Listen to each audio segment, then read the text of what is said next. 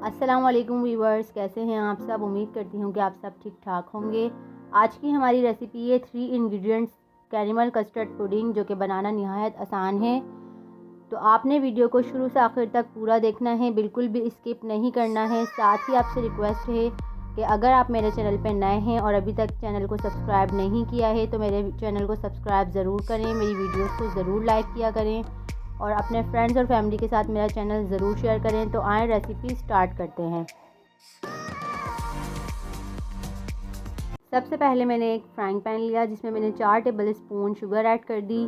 साथ ही मैंने इसमें 1 टेबल स्पून पानी भी ऐड कर दिया। फिर मैंने इसे लो फ्लेम पर 4 से 5 मिनट तक इतना पकाया कि शुगर मेल्ट होना स्टार्ट हो गई और इसका कलर भी चेंज होने लग गया। आप देख सकते हैं कि यहाँ पर शुगर ने अपना कलर चेंज कर लिया है और ये बिल्कुल कैरेमलाइज्ड हो चुकी है।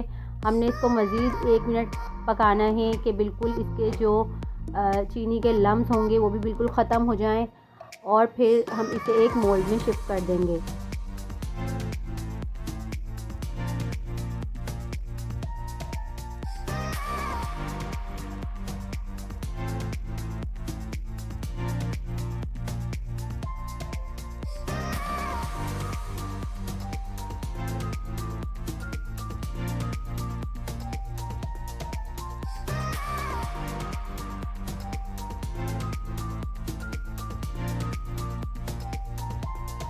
अब मैंने एक पतीली ली जिसमें मैंने एक बड़ा गिलास भरकर दूध ऐड कर दिया और इस दूध को मैं बॉयल आने तक पका लूँगी।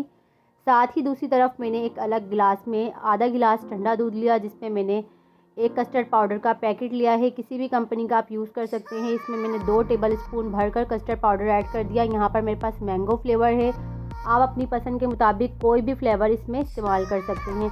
स्पून की मदद से मैंने इसे हिलाते हुए अच्छी तरह से डिज़ोल्व कर लिया है। साथ ही आप देख सकते हैं कि दूध में बॉयल आ चुका है, तो मैंने यहाँ पर 2 टेबल स्पून भरकर शुगर ऐड कर दी। आप शुगर अपनी मर्ज़ी के मुताबिक कम या ज़्यादा भी कर सकते हैं।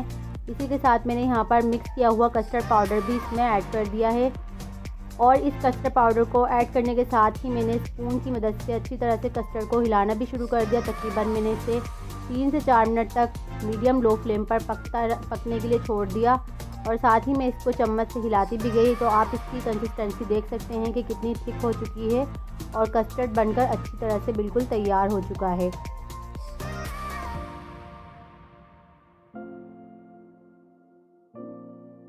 जब कस्टर्ड अच्छी तरह से पककर थिक हो गया तो मैंने जिस प्याली में कैरेमल डाली थी उसी प्याली में मैंने पका हुआ कस्टर्ड सारा उंडेल दिया और अब इस कस्टर्ड को मैं 4 घंटों के लिए डीप फ्रीज़ कर दूंगी। और 4 घंटे के बाद जब मैंने इसे डीप फ्रीज़र से निकाला तो चम्मच की उल्टी साइड से मैं इसके किनारों को अच्छी तरह से सेपरेट कर लूँगी। आप चाहें तो यहाँ पे नाइफ़ भी यूज़ कर सकते हैं। किनारे सेपरेट करने के बाद मैं इसको एक प्लेट के अंदर उंडेल दूँगी।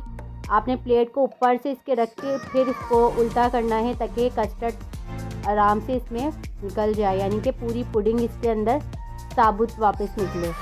तो आप देख सकते हैं कि पुडिंग बनकर बिल्कुल तैयार है और ये दिखने में कितनी खूबसूरत लग रही है और खाने में कितनी टेम्पटिंग। सो व्यूअर्स, आपने most easiest pudding means 3 ingredients pudding को ज़रूर ट्राई करना है और कमेंट सेक्शन में मुझे अपना फीडबैक देना है कि आपको ये रेसिपी कैसी लगी और नेक्स्ट रेसिपी में आपके लिए क्या बनाऊँ।